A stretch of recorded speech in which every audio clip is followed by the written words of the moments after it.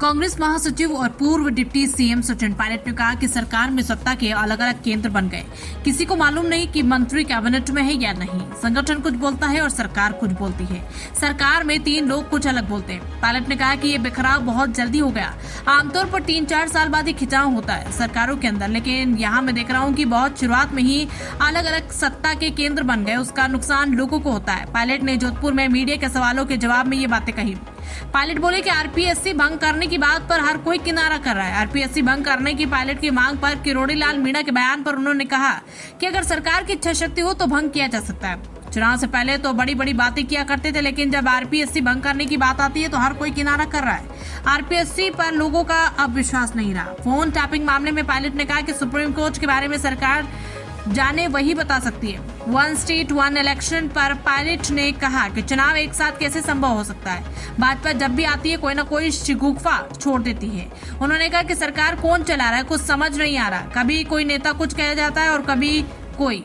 सरकार में आपसी तालमेल नहीं है, इस वजह से बेतु के बयान सामने आ रहे हैं। ग्रामीण क्षेत्रों में विकास ठप्प पड़ा है। जिन कामों के हम टेंडर देकर गए थे उनका काम भी ये नहीं करवा पा रहे। प्रदेश की कानून व्यवस्था को लेकर पायलट ने कहा कि प्रदेश के हालातों पर जनता परेशान हो रही है। कानून व्यवस्था बिगड़ रही है और सरकार का कोई इसका वास्ता तक नहीं। प्रत्येक जिले में कानून व्यवस्था बिगड़ी है। बच्चों के साथ दुर्व्यवहार हो रहा है, लेकिन कानून का शिकंजा कसने की बजाय आरोप प्रत्यारोप की राजनीति करती है। जोधपुर से हनुमान सिंह राजपुरोहित की खास रिपोर्ट। फिलहाल में 2 राज्यों में चुनाव चल रहे हैं, जहां प्रचार चालू हो चुका है, हरियाणा में और जम्मू कश्मीर में। दोनों राज्यों के अंदर कांग्रेस और कांग्रेस का गठबंधन भारी बहुमत के साथ सरकार बनाने जा रहे हैं। हरियाणा में 10 साल से भाजपा की सरकार है। ऐन मौके पर उन्होंने मुख्यमंत्री को बदला।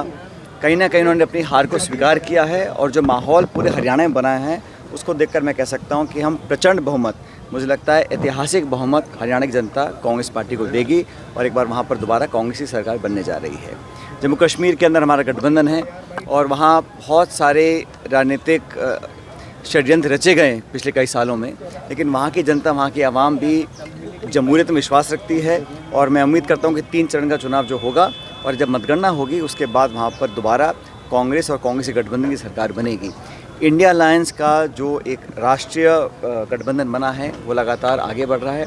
हम लोगों ने हरियाणा में भी कम्युनिस्ट पार्टी को एक सीट दी है। ये इस बात को दिखलाता है कि कांग्रेस पार्टी सबको साथ लेकर चलना जानती है और आगे चल भी रही है।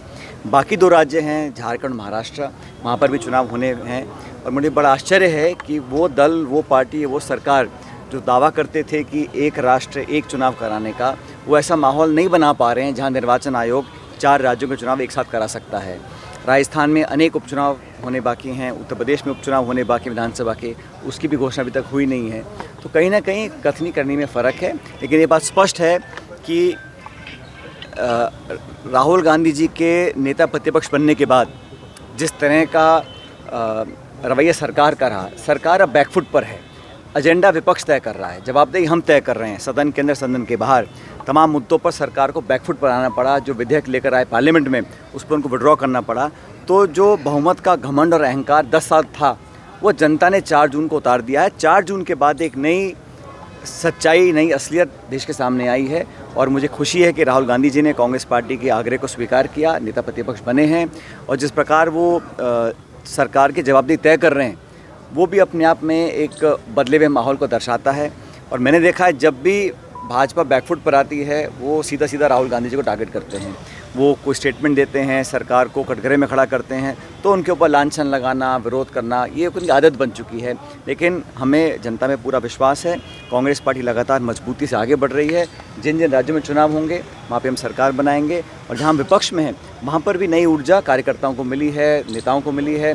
और जिन राज्यों में मैं दौरे करता हूँ वहाँ पर लगातार मैं देख रहा हूँ एक बदलाव हो रहा है। एक धरातल पर एक एहसास मुझे होता है कि राजनीति बदल रही है। लोगों की आज 10 साल से जो लोग थक चुके हैं, पुराने वादे, वही आश्वासन, किसान, नौजवान, मध्यम वर्ग, सब लोग दुखी परेशान हैं। जो केंद्र सरकार का बजट भी आप लोगों ने देखा होगा, वो भी अपनी सरकार की जो बैसाखियाँ हैं उन राज्यों के मुख्यमंत्रियों को झूठे आश्वासन देकर खुश करने का काम किया है। लाखों करोड़ वो राज्यों को दे रहे हैं। मुझे कोई आपत्ति नहीं है बिहार के भाइयों से या आंध्र प्रदेश के लोगों से, लेकिन उन दोनों राज्यों को राजनीतिक मजबूरियों के खातिर उनको आश्वासन दिया गया और बाकी तमाम देश के लोगों को महरूम रखा गया। राजस्थान के लोगों ने क्या गलती की थी कि बजट में हमको कुछ नहीं मिला। सिर्फ गलती जनता ने की यहाँ की 11 सीट भाजपा को हरा दी, तो इसका उन्होंने बदला लिया एक तरह से।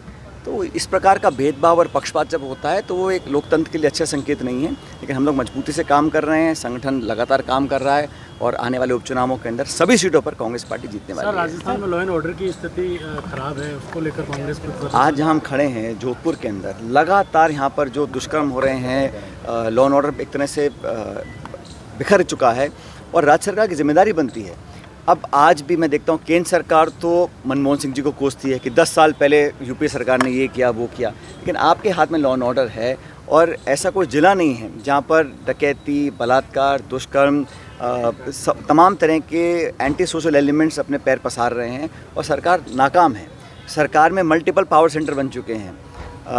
किसी को मालूम नहीं कि कोई मंत्री कैबिनेट में है कि नहीं है।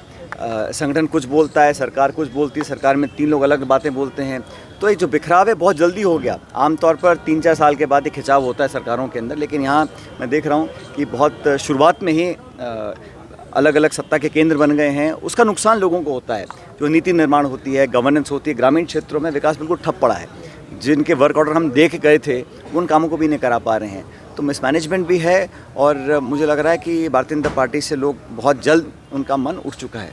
जिलों को लेकर जिस तरह से विवाद हुआ सर, आरपीएससी को बंद करने के लिए आपने कहा था किरोड़ी में कानून की जो बहाने देकर बात करते हैं, पुनर्गठन करने में किसी को क्या आपत्ति है? जब संस्था इतनी खोखली हो चुकी है, उसकी विश्वसनीयता पर इतने सवाल उठ चुके हैं, लोग जेलों में जा रहे हैं, रिश्वत लेते पकड़े जा रहे हैं, तो जब आम व्यक्ति का विश्वास उस संस्था में नहीं है तो संस्था से आप क्या उम्मीद करेंगे?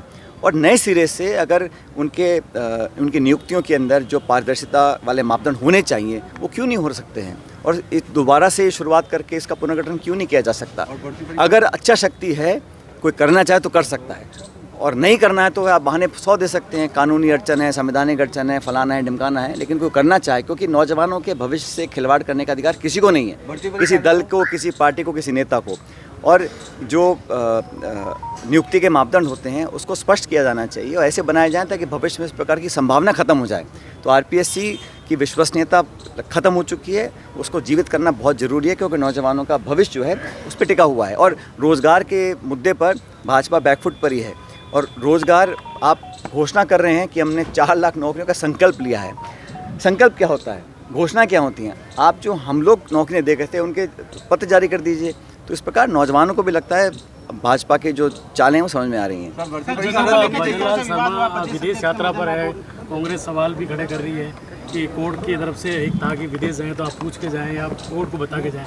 ये कानूनी मामला है, इसमें और कोई देगा, लेकिन मैं तो इतना जानता हूँ कि जो प्रदेश है वो प्राथमिकता होनी चाहिए और यहाँ का जो निर्वाचित सरकार, कोई भी सरकार हो, वो जनता के वोट से चुनकर आती है।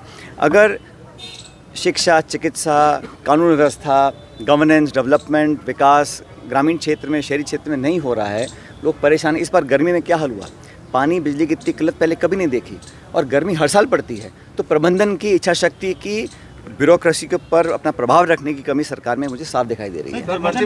जिस तरह से बयान आया जिलों को लेकर, एक अंतर्विरोध बीजेपी में पैदा हुआ, आप किस तरह से देख? मैंने पहले ही कहा ना, वो अलग अलग बातें अलग अलग लोग बोल रहे हैं, किसी को सच हकीकत पता ही नहीं है। कभी कोई नेता क्या बोलता है, कभी पलट जाते हैं, फिर विड्रॉ कर लेते हैं। तो असमंजस बना हुआ है पूरे सरकार। बंगाल में जो हालात हो रहे हैं, ममता सरकार को दबाने का प्रयास किया, क्या ये लोकतंत्र क्या है? देखिए, ऐसा है, किसी भी दुष्कर्म को हम सबको कठोर शब्दों में उसकी निंदा करनी पड़ेगी और करते हैं हम लोग।